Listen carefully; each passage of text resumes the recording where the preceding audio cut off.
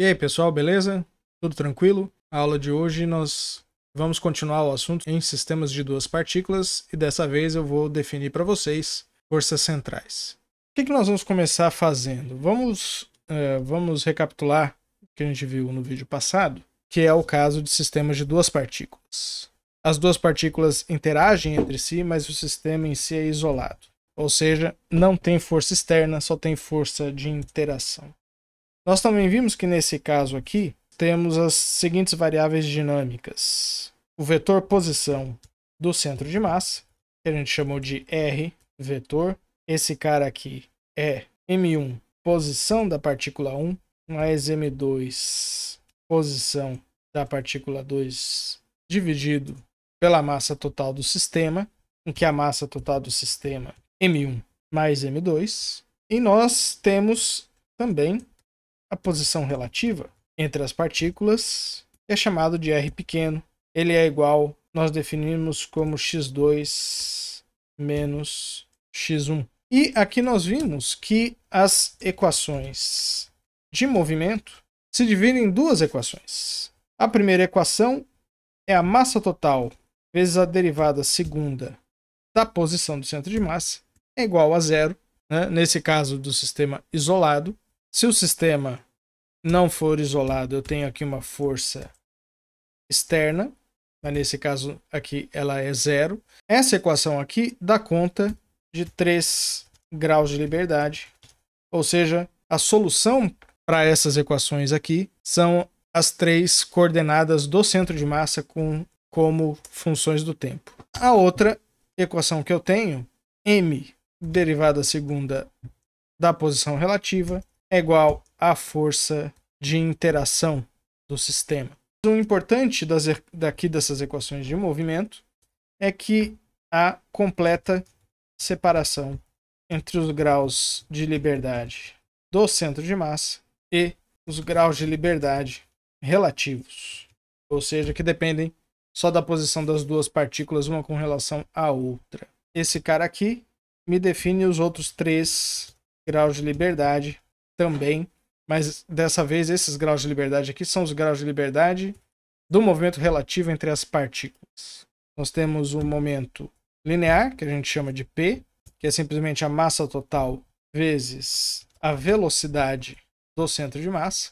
Nós temos também o momento angular total. Esse cara aqui, ele é igual ao momento angular do centro de massa do sistema, mais o momento angular relativo. E nós também temos a energia do sistema, certo? Que foi separada na energia cinética do centro de massa, mais a energia cinética relativa entre as duas partículas, mais o potencial de interação. Eu só esqueci de falar para vocês agora, ele é definido como a massa da partícula 1, massa sobre a partícula 2, sobre a massa total, chamado simplesmente de massa reduzida. Então esse é o setup inicial que nós temos. Agora eu vou definir para vocês o que é uma força central. É uma força que tem um caráter especial. Então, a força central é aquela cujo módulo depende apenas da separação R. Esse R aqui eu chamo de R pequeno, tá certo? Ele é o módulo do meu vetor R entre as partículas e tem direção coincidente com o vetor posição relativa R entre as partículas. Então, a força central ela vai ser aquela força de interação. Agora eu não vou escrever mais o interação, que vai ser igual em módulo a uma função só da distância entre as duas partículas e cuja direção é o vetor de separação entre as duas partículas. Mas aqui, claro, a gente procura trabalhar com o módulo do vetor, né? Então a gente divide o vetor pelo seu módulo e esse senhorzinho aqui é o que nós chamamos que é o vetor unitário. Bom, maravilha, eu continuo tendo o mesmo setup geométrico que eu tinha antes. Então eu tenho a partícula 1 e uma partícula 2, uma reta que une partícula 1 e partícula 2, que são os pontos A e B. Aqui eu tenho um determinado ponto C, que eu vou chamar de centro de massa. E aqui eu tenho as posições. Esse cara aqui é x1, V é x2 e esse aqui é R grande. Tudo bem? Era isso que nós tínhamos. Partícula 1, partícula 2, x2 menos x1 é um vetor aqui chamado de R. Eu não estou usando notação vetorial aqui. E aqui a gente está congelado no tempo. Partícula B, à medida que o tempo passa, pode se movimentar, assim como a partícula A. E eles se movimentam, caso o sistema todo esteja isolado, de forma a preservar o movimento inercial do centro de massa do sistema. A força que a partícula A exerce sobre a partícula B, ou a partícula 1 exerce sobre a partícula 2, é o que eu chamei de força de interação. Agora eu vou desenhar esse vetor aqui e eu vou supor que essa força é uma força atrativa. Então essa é a força F. Se ela tem origem central, o módulo dela vai depender da posição das duas partículas. A direção vai estar exatamente na linha de separação entre elas. Eu estou supondo aqui que essa força é atrativa. Nesse caso aqui, claramente, eu vou ter a força mais ou menos aqui. Vou tentar fazer o mesmo módulo. E esse cara aqui é menos F. Então, não importa como é que esses caras vão estar se movimentando. Legal que esse programa segue. Tudo bem? Então essa é a origem da força central.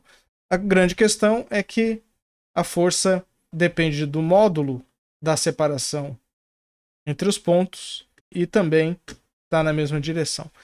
Por exemplo, força gravitacional é uma força desse tipo, é uma força central. E a força eletrostática também é uma força de origem central. Uma força que não é de origem central, por exemplo, é a força magnética. Para a gente continuar aqui, nós vamos trabalhar numa aproximação que vai nos possibilitar resolver de forma um pouco mais simples o problema do movimento planetário. Na verdade, eu não resolvo, né? Essa aproximação é uma aproximação que é boa. Ela envolve um conjunto de aproximações, na verdade. Então, primeiro, eu vou definir o que eu chamo de referencial do centro de massa. O referencial do centro de massa ele é definido pela posição do centro de massa igual a zero, ou seja, coloca a origem do meu sistema de referência na origem do centro de massa. Ou seja, no fundo, o que eu faço é isso aqui, particular dessa forma, e esse ponto C aqui. Então eu não translado do jeito que eu fiz aqui a partícula A e a partícula B, ou a partícula 1 e a partícula 2. O que eu faço é transladar o sistema de coordenadas de forma que a posição 0, 0 fique exatamente em cima da posição do centro de massa. Por que eu estou fazendo isso? Porque o centro de massa ele se move de forma inercial se o sistema está isolado. Então esse referencial é um referencial inercial tão bom quanto o outro que eu tinha escolhido. E não tem razão para eu não escolher esse referencial. Olha só que interessante. Como R é igual a zero, minhas equações de movimento, que são essas aqui, vão se ver livres, eu não tenho força externa. R igual a zero para todo tempo, ou seja, R de t é sempre zero. É lógico que a minha velocidade vai ser zero do centro de massa. Claro, a aceleração vai ser zero por conta da própria equação de movimento. Então eu posso escolher velocidade do centro de massa igual a zero e a posição do centro de massa igual a zero para todo o tempo. Então esse é o referencial do centro de massa. Quando eu tenho o referencial do centro de massa aqui, eu fixo 3 graus de liberdade. Ou seja, R1 é igual a zero, R2 é igual a zero e R3 é igual a zero. Portanto, a posição do centro de massa deixa de ser uma variável dinâmica do meu sistema. E isso me deixa apenas 3 graus de liberdade. Restam, né, para calcularmos, ou para sabermos como é que esses graus de liberdade se movem. Por que eu sou capaz de eliminar os graus de liberdade do centro de massa?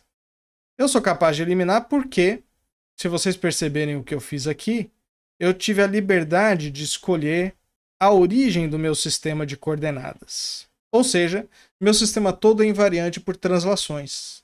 Eu usei aqui a homogeneidade do espaço. Como o espaço é homogêneo, eu sou capaz de eliminar 3 graus de liberdade dos 6 que eu tinha anteriormente, simplesmente escolhendo um referencial adequado. Esse é um grande trunfo das simetrias. A homogeneidade ela me permite eliminar 3 graus de liberdade, que são os graus de liberdade do centro de massa. A única equação de movimento que resta, ou as equações, né, porque são 3, é essa aqui, em que eu vou tirar esse F aqui. Eu já sei que é a força de interação, já que eu não tenho força externa ao movimento. Então essas são as 3 equações de movimento que restam do meu sistema. A outra parte da aproximação, na verdade a primeira é não é uma parte, né, de uma aproximação, é simplesmente a escolha de um referencial inercial adequado, ou preferível, né, no nosso caso. Eu vou escolher aqui uma aproximação que é a seguinte. Eu vou dizer que M1, a massa do primeiro corpo, é muito maior que a massa do segundo corpo. Essa aproximação aqui é adequada, por exemplo, para estudar o movimento entre o Sol e a Terra. O Sol tem aproximadamente 1000 vezes a massa da Terra. É mais ou menos a proporção que eu tenho entre um próton e um elétron. Então a Terra é muito leve em comparação com o Sol. E aí tem coisas interessantes que acontecem. Por exemplo, a massa total do meu sistema, que é M1 mais M2, ela vai ficar aproximadamente igual a M1, porque M2 fica desprezível com relação a M1. Eu também tenho o fato que a minha massa reduzida é igual a M1 sobre M2 sobre M1 mais M2. Se M1 mais M2 é aproximadamente M1, o que acontece aqui é que essa expressão vai ficar aproximadamente M1 M2 sobre M1, e M1 dividido por M1 me dá M2. E a massa reduzida é aproximadamente a massa da segunda partícula. E nós vamos usar essa aproximação para simplificar o nosso problema. Por quê? Porque primeiro a gente resolve o problema mais simples, para depois resolver os problemas mais complexos. O que acontece com o movimento relativo? Ou seja, eu tenho aqui a posição relativa, que é a posição x2 menos x1. Bom, a princípio eu não consigo deduzir nada, mas percebam que eu estou no referencial do centro de massa. Então eu posso pegar a posição do centro de massa e ver nessa aproximação como é que ele se comporta. Bom, para ver como é que ele se comporta, eu separo. Quem tem um pouquinho mais de experiência já saca na hora, mas aqui a gente vai separar. E a massa total, agora eu vou colocar um aproximadamente aqui, né, porque eu estou na minha aproximação. Massa total é igual a M1. Então eu tenho aqui M1 sobre M1 x1. Esse cara aqui vai embora. E aqui eu tenho M2 sobre M1 x2. Só que aqui, M2 sobre M1 é muito menor que 1. Então, na primeira ordem de aproximação aqui, a minha posição do centro de massa vai concordar com a posição da partícula 1. Vamos voltar na figura para ver isso. Essa é a partícula 1, está no ponto A, e a partícula 2 é o ponto B. Eu sei que o centro de massa se aproxima da partícula 1 à medida que a massa da partícula 1 for crescendo. Mas como eu estou no referencial do centro de massa, isso é equivalente a fazer isso aqui. Ou seja, a posição do centro de massa é a posição da partícula 1, só que no referencial do centro de massa essa posição é 0, e a partícula 2 vai assumir a posição relativa, porque x1 agora, em razão do referencial do centro de massa, x1 é igual a 0. Então eu vou colocar assim, no referencial do centro de massa, nesta aproximação, x1 é igual a 0. Ou eu vou colocar, se aproxima de 0, e portanto, eu tenho esses resultados aqui. O R é aproximadamente x2 e o R grande é aproximadamente x1. Então, é isso que eu tenho nesse gráfico aqui. Então, o que acontece é que a partícula A é tão massiva que ela fica paradinha ali no meio, no centro de massa. E a partícula B vai se movimentar dependendo da força de interação entre A e B. Claro que essa aproximação não vai valer, por exemplo, ou não vai ser uma boa aproximação em muitas ocasiões. Mas eu posso analisar, numa primeira aproximação, por exemplo, o movimento entre a Terra e o Sol, ou até o átomo de hidrogênio, classicamente falando. Certo? Depois a gente comenta um pouquinho mais sobre a situação do átomo de hidrogênio, um pouquinho mais para frente. Então, olha só, nessa aproximação, eu vou parar de ficar dizendo agora nessa aproximação, vou supor que a aproximação é boa, eu tenho M, que é igual a M2, mas eu vou chamar de M, é a massa do satélite, vamos colocar assim. R, dois pontos, que é a posição do satélite, é igual à força. Essas são as equações de movimento. E, só para vocês se lembrarem, essas equações, elas representam... Aqui eu tenho a posição da partícula 2, componente 1, que eu vou chamar simplesmente de x. Então aqui eu tenho um f de x, aceleração da partícula 2, fy, massa, vezes a aceleração da partícula 2, direção z, f de z. Então eu tenho 3 equações de movimento aqui. Aqui eu tenho coordenadas cartesianas. Né? O que eu posso fazer quando a força é central? Ou seja, quando a força depende da separação entre as partículas e está sempre na linha de separação entre elas. A primeira coisa que a gente vai observar é que toda força central é conservativa, porque eu sempre tenho um potencial no qual a força, caso ela seja bem definida em todos os pontos do espaço, ou seja, desde que ela seja contínua em todos os pontos do espaço, eu sempre tenho um potencial desse tipo aqui. Então, por exemplo, a minha energia mecânica nesse problema aqui é bem definida. Eu sei que os graus de liberdade do centro de massa foram retirados. Eu tenho aqui a energia cinética da partícula 2 nessa aproximação. E aqui o potencial de interação. E esse potencial só depende de R. E como ele é conservativo, não pode depender do tempo também, porque nós vimos que se o potencial depender do tempo, a energia não é conservada. Então, eu sempre tenho um potencial relacionado ao problema de força central, e esse potencial a gente chama de campo central, ou de potencial central, se vocês preferirem. Portanto, a força vetorial, que vai depender desse vetor R, ele é menos o gradiente desse potencial aqui. E aí, nesse caso, é o gradiente desse potencial aqui. Uma das coisas que acontecem com as forças centrais, com potenciais que só dependem da distância entre as duas partículas, o potencial central tem superfícies equipotenciais esféricas. O que significa isso? Significa que x ao quadrado mais y ao quadrado mais v ao quadrado igual a r ao quadrado são superfícies equipotenciais. Vamos voltar aqui no desenho. Eu vou eliminar esse vetor. Aqui está a força que age sobre a partícula B. Temos aqui um movimento que acontece no sistema. Mas eu sei que se eu tomar um círculo centrado em A nesse ponto aqui, por exemplo, esse círculo aqui, que eu vou colocar em vermelho, eu sei que o módulo da força que age sobre a partícula B em qualquer ponto desse círculo é o mesmo. Deixa eu tentar manter o círculo constante. Não consigo. Mas se eu deslocar o ponto B em qualquer ponto desse círculo, o módulo da força que age sobre ele é sempre o mesmo, porque o potencial é sempre o mesmo em todos os pontos desse círculo aqui. Se eu for para 3 dimensões, é uma esfera, né? Então, a esfera aqui é uma superfície equipotencial, que significa que todos os pontos dela têm o mesmo valor da força. Se eu colocar o ponto B ali, vai ter sempre o mesmo valor para o módulo da força. E, portanto, eu tenho aqui, para cada distância R, a partir da origem do meu sistema de coordenadas, eu tenho uma superfície equipotencial distinta. Isso quer dizer que o sistema de coordenadas cartesiano não é o melhor sistema de coordenadas. Porque se eu observar a minha equação de movimento, que é essa aqui, o lado esquerdo ele é invariante por rotações. Portanto, o lado direito também vai ser em função da natureza equipotencial do campo central. Bom, gente, eu vou parar esse vídeo por aqui.